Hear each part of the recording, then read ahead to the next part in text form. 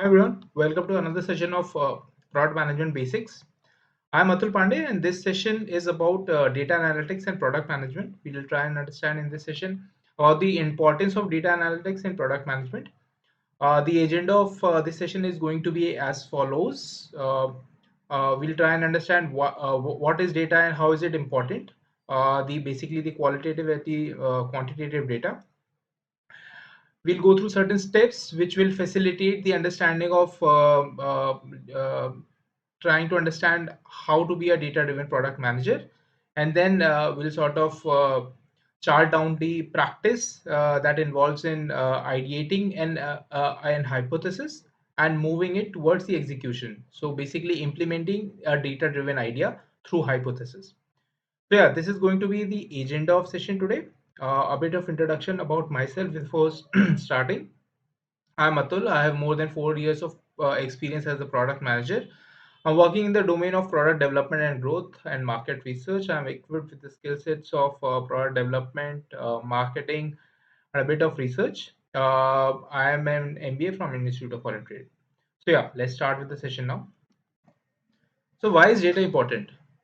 Data removes opinion-based decisions. So any decision which is backed by data disregards the opinion that is inculcated in taking that decision. So that is one important factor why a certain decision which is backed by data is better than any other decision which is probably based on the gut feeling of the stakeholder.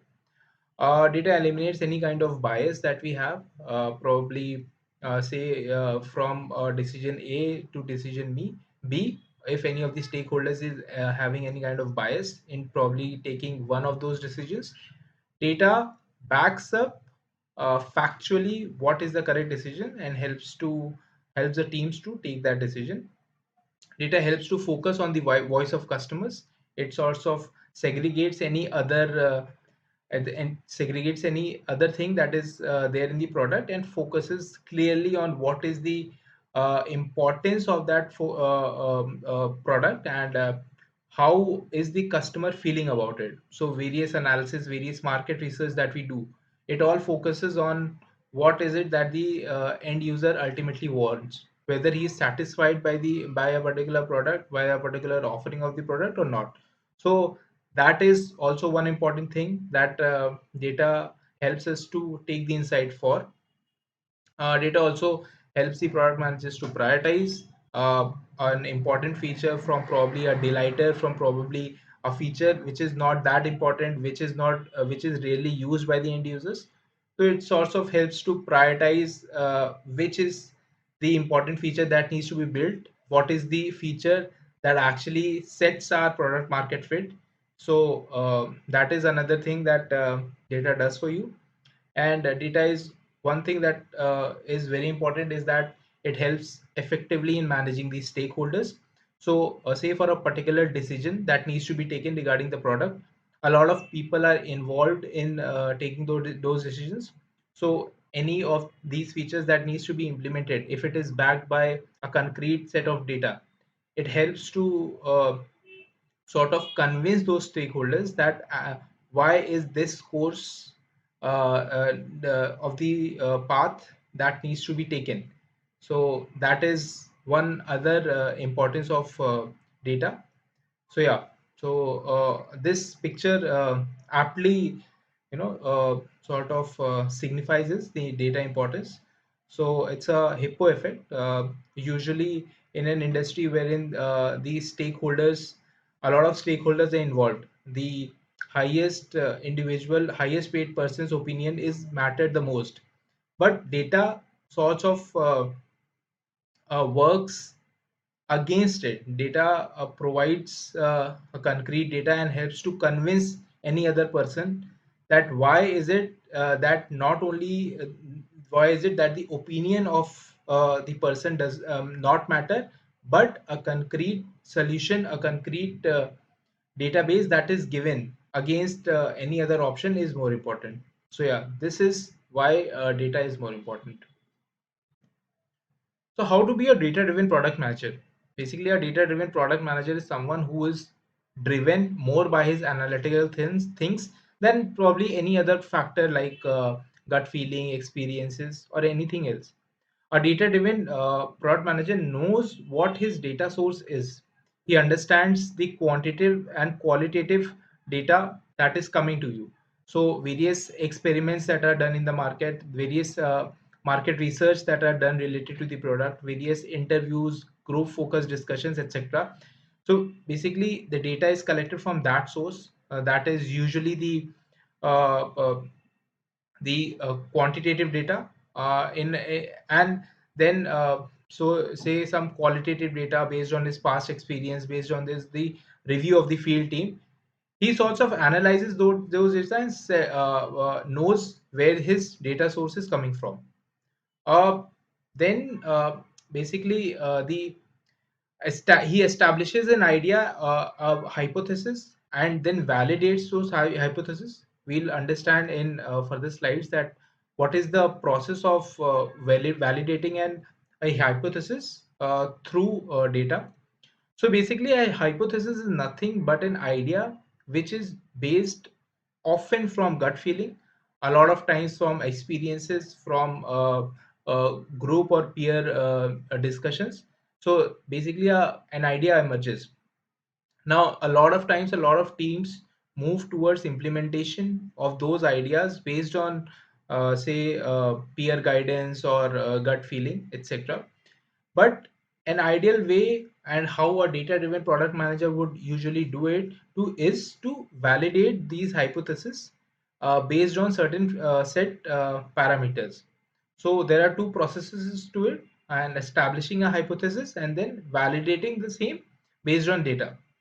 So this usually sets you on a concrete path in a very well defined manner towards establishing whether the hypothesis that you set is right or wrong, rather than directly going into the implementation of these hypotheses and a lot of time wasting resources on that.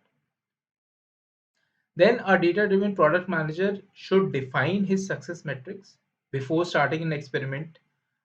He should not really rely on any vague matrices that are coming in. So a success matrix is usually defined at the very start because it would prevent from any kind of wastage of resources. So that is there to define the success of the hypothesis.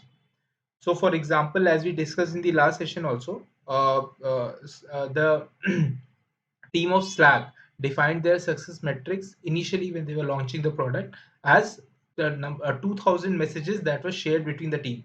They were sure of this hypothesis, of this idea that if the team is able to share 2000 messages among their team members, then they would understand the product features, the value of the product, and then the decision that will be coming from the team whether to go ahead with usage of the Slack or not would be a concrete decision that would tell the team of Slack about the product deficiencies or the working of the product in a much better manner.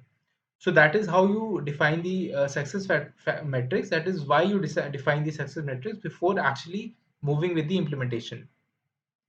Also, one more important factor that a data driven product manager usually is takes into consideration is that he is beware of the vanity metrics. So a vanity metrics would be, say for example, the number of likes on your Facebook page, the number of unique users that are coming in, the number of page views. It depends from product to product, but usually the vanity metrics do not tell anything about the product as such. They do not uh, tell any trend line that the product is adopting. They do not tell any lack that the product may be having in terms of delivering its core features. They are usually a bird eye view of the product, and they do not really resemble any kind of trend line. So a data driven product manager more often than not understands these vanity metrics and sorts of tries to dig deeper by trusting metrics that are actually helping him understand what is it that the lacunae is in his product, or what is it that will define the success of his product.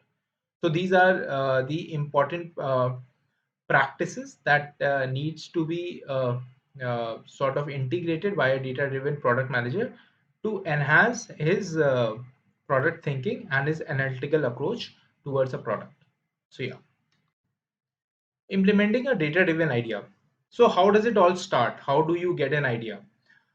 An idea is usually started by asking a question. When you are probably having a peer review, when you are having a discussion with your teammates, so there'll be certain situations wherein you ask a question, or your a certain point is brought in regarding the product.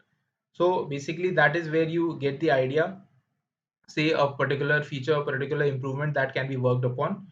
Now, then this idea is further strongholded with the help of research and data.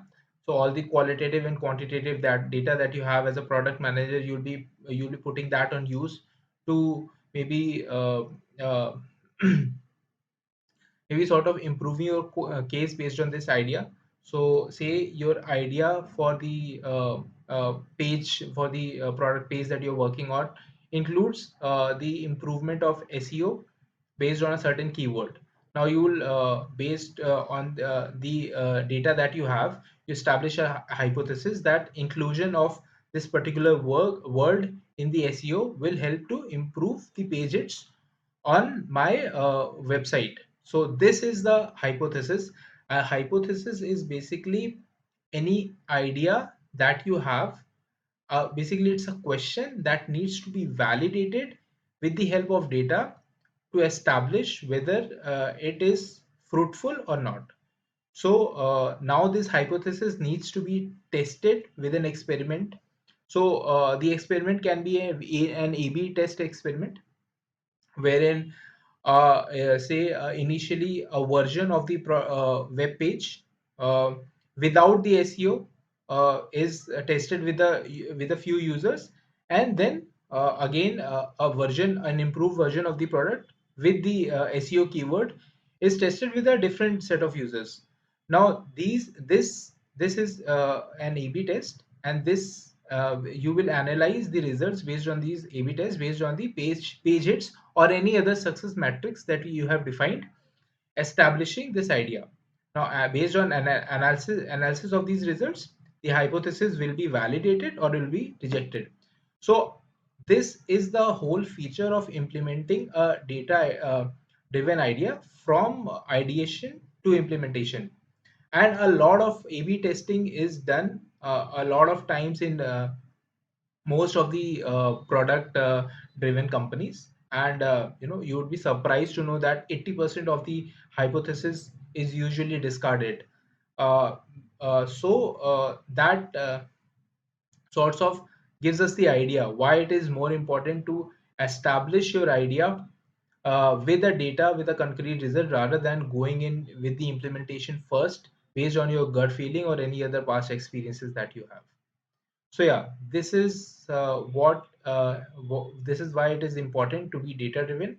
And so the key takeaways from this session would be that why is it important for us to understand what is the data source that we have, where is the data that where is the source from which the data is coming to us.